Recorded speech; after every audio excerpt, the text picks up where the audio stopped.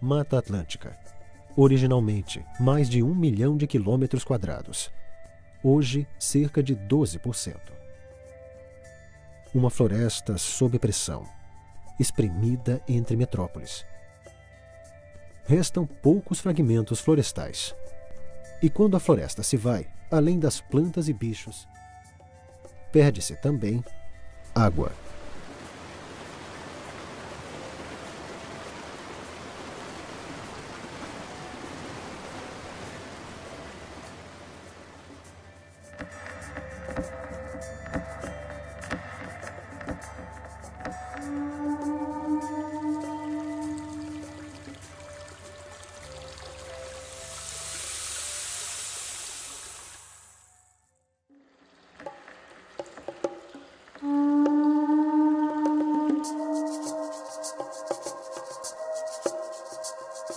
No interior do estado de São Paulo, terras de agricultura familiar, assentamentos e quilombolas transformam o modo de produção e encontram novos caminhos para uma agricultura sustentável.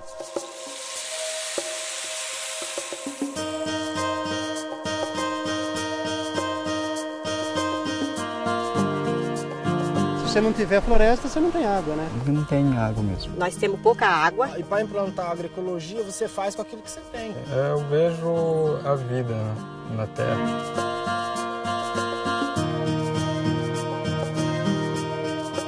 A organização Iniciativa Verde, com seu trabalho de plantio de árvores para a recuperação da Mata Atlântica, somou forças e parcerias na implementação de uma novidade: o Plantando Águas.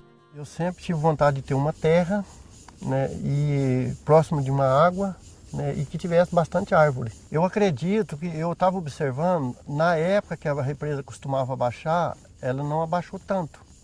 Eu acredito que as árvores estão influenciando já na produção de água. Eu garanto, aposto que a água sempre vai aumentar, ela nunca vai faltar.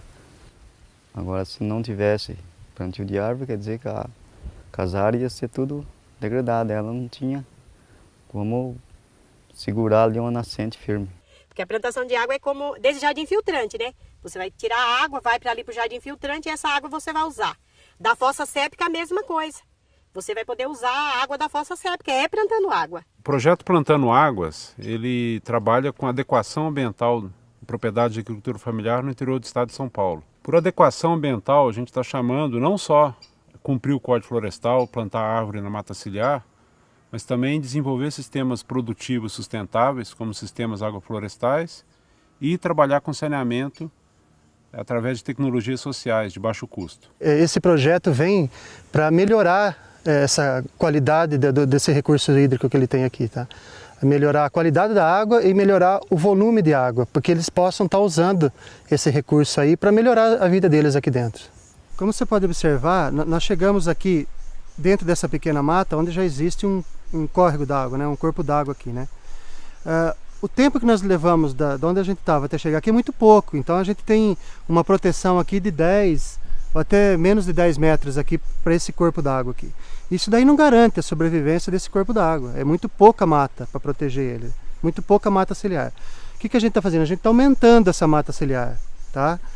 E por quê? Quando chover, a gente está num lugar de muito declive aqui, né? E a terra é uma terra branca, né? Uma arenosa, então a chance de se criar assoreamento aqui é muito grande, através das grandes erosões que podem se abrir nesse terreno, tá? Então a árvore vai garantir que isso não aconteça. Essa água não vai correr no solo, ela vai infiltrar e ela vai aflorar justamente aqui na parte mais baixa, que é onde vai aumentar esse fluxo de água aqui.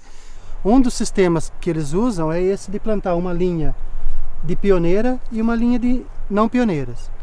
O que acontece? As pioneiras, as árvores pioneiras, elas vão durar bem menos tempo na natureza que as árvores não pioneiras, que são chamadas árvores de lei, geralmente, as não pioneiras, né? Que são as mais cortadas também, né?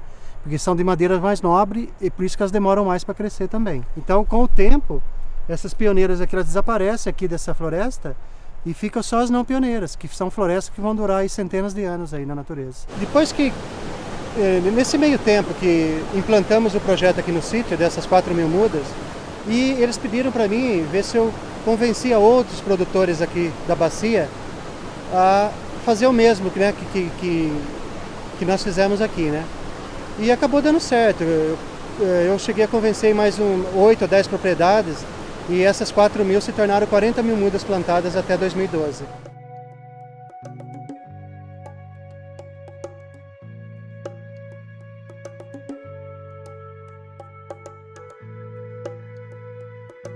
Didi é assentado na região de Itapetininga. Os 500 hectares de terra degradada da fazenda ocupada há 6 anos hoje estão divididos entre 46 famílias. Aqui é só pastagem, não tinha. É só pastagem, só quiçaça, que a turma fala. Então, depois foi mudando. Já hoje a gente vê, de primeiro nem passarinho a gente via nessas do lado para cá. Não tinha. E hoje a gente vê várias espécies de passarinho.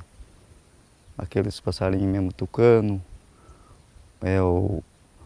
aquele bem-te-vi, esses passarinhos assim que gostam muito de fruta, a gente também vai, ele chega e fica, acha um lugar para ficar.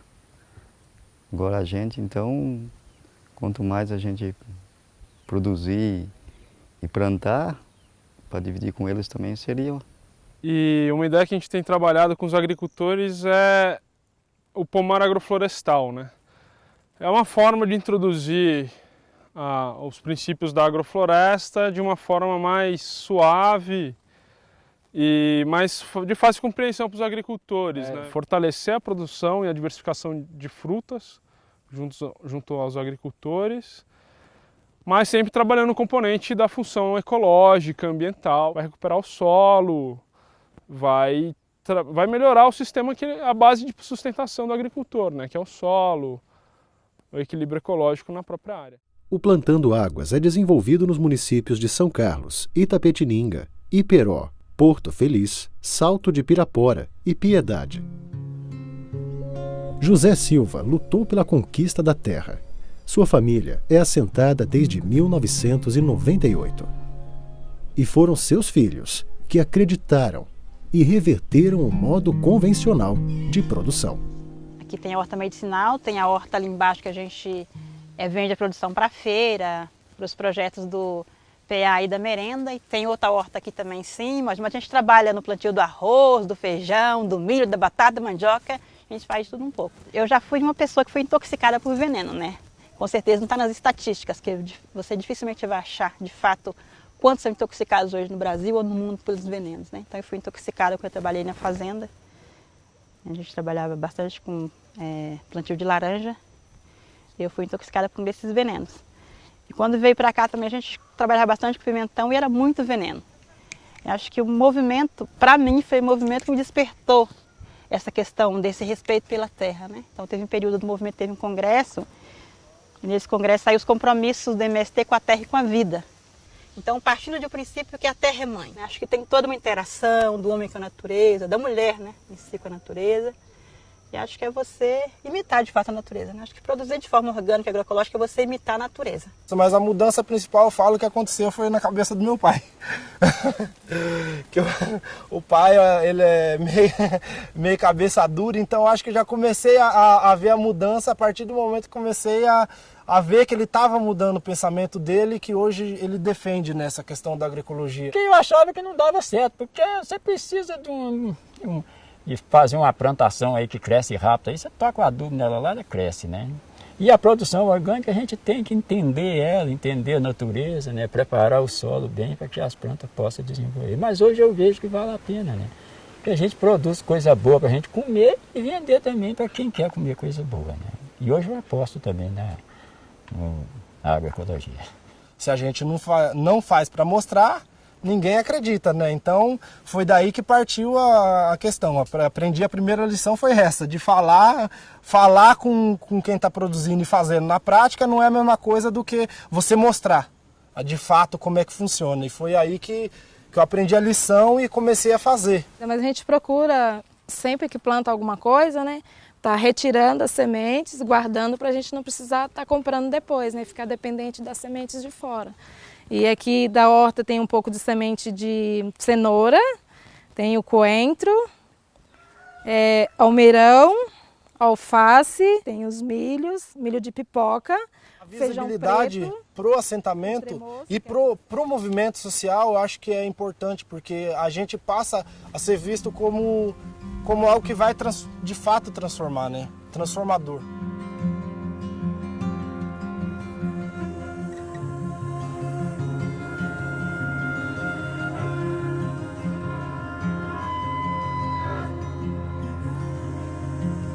O sonho de José dos Reis Boaventura de produzir na sua terra se realizou. E ele tem conquistado mais. O futuro da humanidade está no campo e não na cidade. Porque o que uma pessoa pobre, né, de baixa renda, com pouca formação para emprego, vai ficar fazendo na cidade o tempo todo? Ainda mais agora com os alimentos contaminados. Mesmo que a pessoa ganhe bem, tem conforto, tem tudo, mas na hora de comprar os produtos no supermercado, vai comprar tudo com veneno. E se vir aqui para o campo, pelo menos um alimento de qualidade, a pessoa vai ter.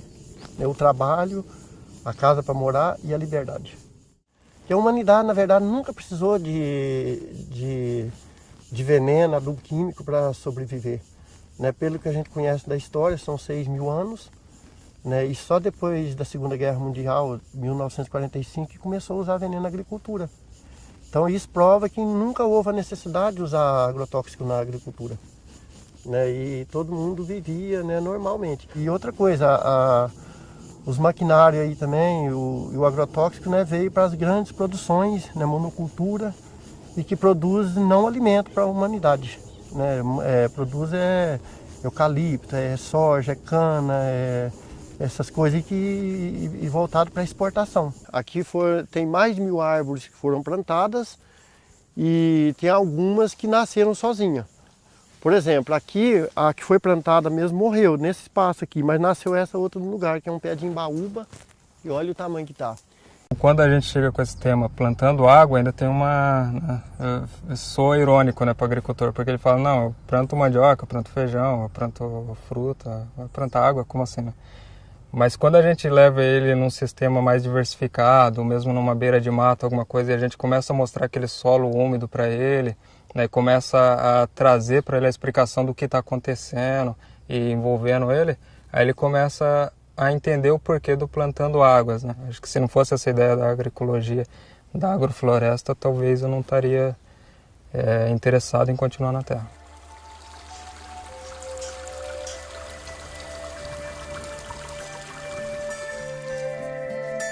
A comunidade de Cafundó, remanescente de Quilombo, luta pela recuperação ambiental de sua terra.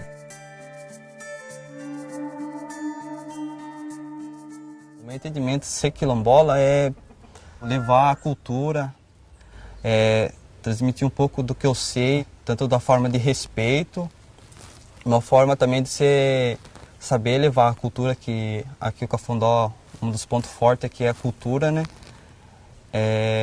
E levar até na forma de viver para mim. Porque era muito rico aqui, tipo de água mesmo. A água chegava a alimentar um rio que passa no bairro vizinho ali. Tipo, dá uma motivação para nós fazer acontecer, para pelo menos quem está vivo hoje ver, né? Que tipo, tem como tá recuperando, não totalmente como era, né? Mas sim um pouco com sabedoria também, para estar adequando as outras culturas também, né? No assentamento Santa Helena, em São Carlos, Lindamira Ribeiro, presidente da Associação dos Assentados, acompanha os projetos socioambientais em andamento. Isso daí é uma coisa muito boa que está acontecendo com nós, né?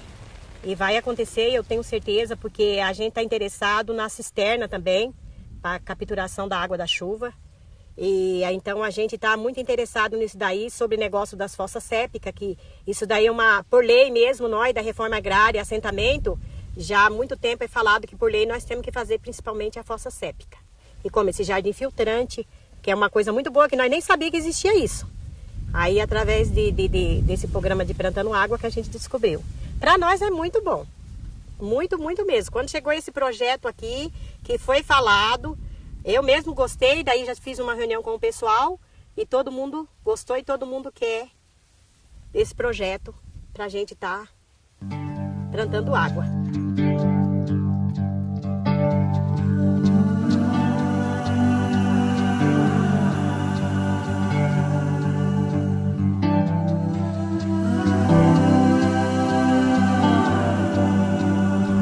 A equipe da Iniciativa Verde, Embrapa e comunidade trabalham juntos na construção do Jardim Filtrante.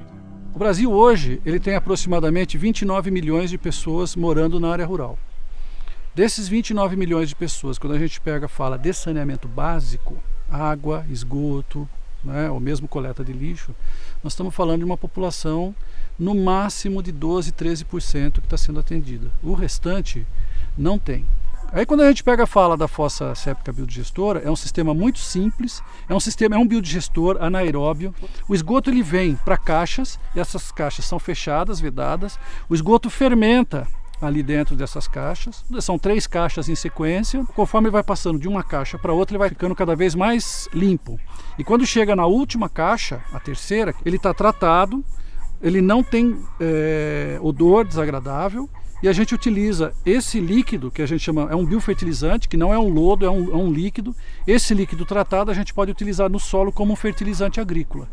Então a água que vem para a fossa séptica biodigestora é somente o que a gente chama de água negra, que é a água do vaso sanitário. É água contaminada por fezes e urina, que de longe é a mais complicada do ponto de vista de saneamento e de transmissão de doenças. A gente tem que fazer alguma coisa com o restante do esgoto que é gerado na casa, que a gente chama tecnicamente de água cinza.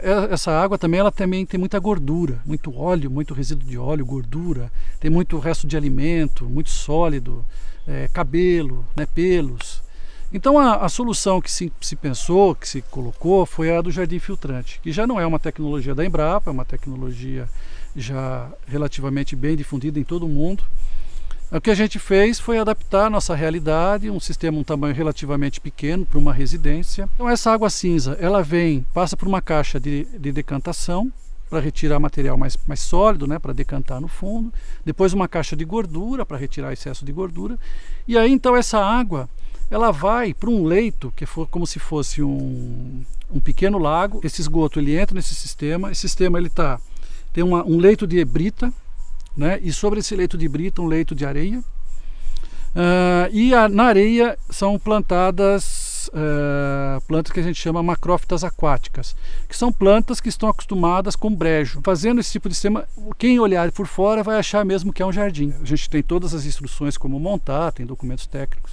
Né, meio que um faça você mesmo, né, aprenda a fazer, mas todo o material você compra em loja de material de construção, o que facilita muito. Não adianta eu chegar e falar para eles que a gente precisa analisar a qualidade da água, que a gente precisa da ajuda deles para analisar a qualidade da água, sem que eles entendam o porquê, a importância, o que são essas variáveis, né, esses itens que a gente vai analisar na água. Para isso, a gente vai contar com kits. Os resultados deles são colorimétricos, né? A gente são testes colorimétricos. Então, eles vão lá no rio, vão coletar água com balde ou algum recipiente. Tem um recipiente menor onde eles passam essa amostra de água e tem umas fitinhas que vêm com reagente nelas. Então, eles pegam essa fitinha, colocam dentro desse recipiente e esperam o tempo indicado para cada variável. Quando tira, essa fita está com uma cor. E eles têm uma tabela comparativa e aí eles vão comparar a fitinha que eles têm na mão com essa tabela e vão identificar qual é a concentração do que a gente está medindo ali, né? E aí eles têm uma planilha para preencher, uma folhinha, onde eles vão colocar todos esses dados e passam para a gente depois. A Iniciativa Verde dá o suporte técnico para a emissão do Cadastro Ambiental Rural, o CAR, uma exigência da nova lei ambiental. Os proprietários, os poceiros, eles têm que se declarar junto ao governo, através de um sistema eletrônico, como está a situação ambiental de cada imóvel. Vários dos mecanismos da nova lei dependem da inscrição do novo CAR.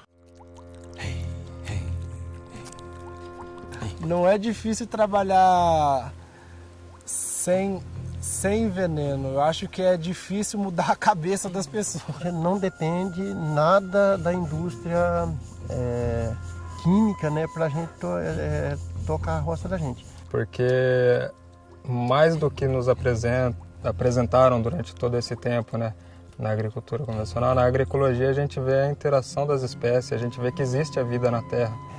Eu sou orgânico por convicção mesmo ideológica, porque ficava admirado de ver os bichinhos, né? Eu gostava de brincar com os bichinhos, né? Piolho de cobra, tudo quanto é bichinho que tinha por ali, eu era amigo daqueles bichinhos, né? Ficava admirado de ver, né, os bichinhos.